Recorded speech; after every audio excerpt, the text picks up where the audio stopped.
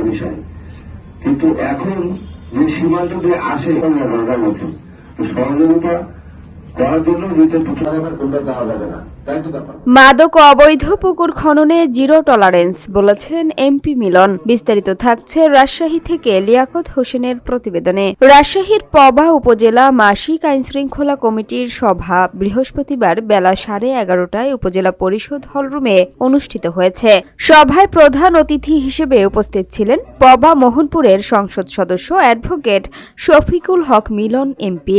সভায় সীমান্ত এলাকায় নিরাপত্তা জোরদার করে মাদকের মূল হোতাদের আটক, অবৈধ পুকুর খনন বন্ধ, ঈদের আগে মহাসড়কে শৃঙ্খলা ফেরানো এবং বাল্য বিবাহ প্রতিরোধ সহ বিভিন্ন বিষয়ে আলোচনা করা হয়। প্রতিটি আলোচনা মনোযোগ সহকারে শোনেন এমপি মিলন। তিনি বলেন, সমাজে মাদক একটি বড় সমস্যা। এ সমস্যা দূর করতে মাদকদের মূল হোতাদের আইনের আওতায় আনার নির্দেশনা দেন তিনি। এছাড়া অবৈধভাবে পুকুর খননকারীদের বিরুদ্ধে জিরো টলারেন্স নীতি গ্রহণের আহ্বান জানিয়ে তিনি বলেন, যে দলেরই হোক না কেন অবৈধ পুকুর খননের সঙ্গে জড়িতদের আটক করে আইনের আওতায় আনতে হবে।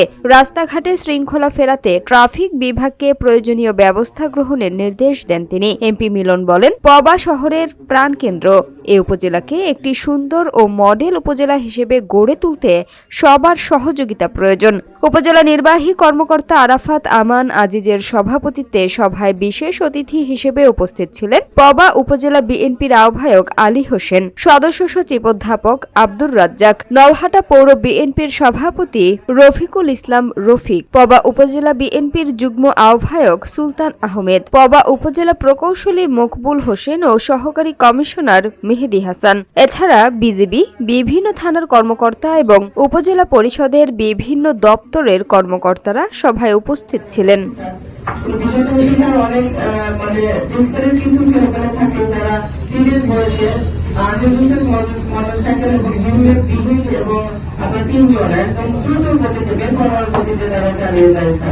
এই ক্ষেত্রে যখন আমার পুলিশ যাবে এরকম আর কি খুব রক্ত গরম আর কি এভাবে কথা বলে না, বাসগুলো ফেস করে আর কি টাইসও ফেস করি এবং হাইড্রোলিক খন ইদানিং আবার বেশি হচ্ছে আর কি।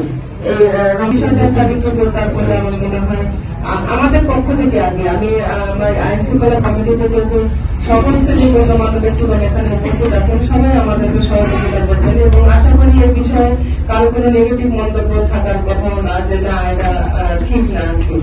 মুক্তির কেন্দ্র করে এবং রমজানকে কেন্দ্র করে যাতে আমরা থানা এলাকায় কোনো ধরনের চুরি ছিনতাই এই ধরনের কোনো ঘটনা না ঘটে সে বিষয়ে তৎপর আছি স্যার।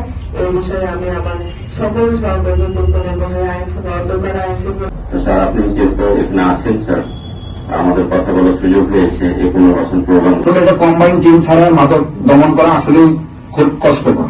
এটা আরএমপি তো তখন হচ্ছে সব জায়গায় এটা আলোচনা হয় স্যার। আমরা টিম গঠন করে যদি তৎক্ষণাৎ নির্দিষ্ট কোনো জায়গায় যেন মাদকের স্যার যতদিন দৌড়াবো আমার মনে হয় না আমি একা বা ইউনো স্যার একা বা আপনি একা এটা স্যার থামাতে পারবেন। এগুলোতে সমন্বিত হলে সবাইকে নিয়ে একসাথে বসে কাজ করতে চাই। মহোদয় যথার্থই বলেছেন যে দুটো বিষয় বলেছেন, একটা হচ্ছে আমাদের নিষিদ্ধ বিষয়ের প্রতি আমাদের আকর্ষণ বেশি। সৌভাগ্যখানি বলি এখন রাখুন আরএমপি 10টা পুলিশ স্টেশন হচ্ছে কমার মতন, তাহলে এখানে অল্প ব্যবস্থা করা হওয়ার তো কোনো কারণই নাই। রাত্রেবেলা কাটবে এটা খোলা দেখানো যাবে না, রাত্রেবেলা দিনে হোক যখনই এ ব্যাপারে যদি অনুমতি না থাকে, কেউ যদি পুকুর কাটে এবং এর সাথে যারা সম্পৃক্ত থাকবে তাদের প্রত্যেককে অনুমতি বুঝবে, তাদের একটা এরপর থেকে রেফারেন্স হয়ে যাবে যে এরকম কোন পদক্ষেপ এটা আপনাদেরকে সবাইকে আমরা অনুরোধ করলাম। তারপরে এটা বিবেচনার মধ্যে নেবেন, আমরা উচ্চ পর্যায়ে আলোচনা করবো। এটা নিয়ে এর আগেও বলেছি।